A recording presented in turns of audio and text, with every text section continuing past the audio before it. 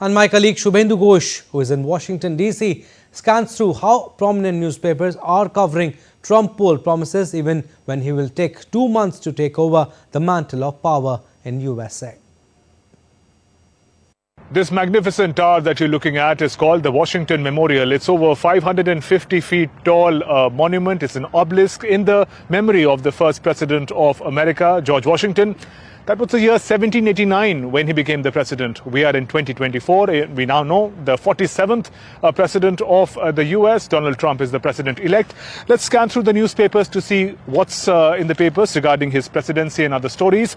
Washington Post, the first paper, is carrying the picture of the outgoing president, Joe Biden. This is after he promised a smooth transition of power and reinforced the legitimacy of the electoral system. There's another article following that picture. It says Biden welcomes to power a man he deemed a threat. Sort of political irony. Biden has been for the past 5 years talking about how his presidency, the reason why he ran for office was to keep Donald Trump at bay, calling him a fascist and a threat to democracy. And now Joe Biden must welcome Donald Trump back into the White House. Another article we're looking at is about the kind of legislations that Donald Trump and the Republican Party would be looking to do, especially in the domain of tax cuts.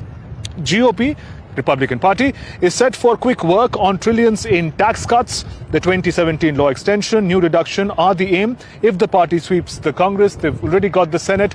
All eyes are on whether they'll be able to retain the House of Representatives. If they're able to, a lot of legislations could pass smoothly for them. President-elect Donald Trump is poised to push swiftly for new tax cuts if Republicans win the full control of the Congress, that is both Senate and the House of Representatives. So the next paper we're looking at is the New York Times. On the front page, it analyzes what led to the big win for Donald Trump. It says President-elect spun his own grievances into political gold. Goes on to explain it. It says that he became, as it were, a vessel for the anger of millions of Americans, especially cost of living and other crises.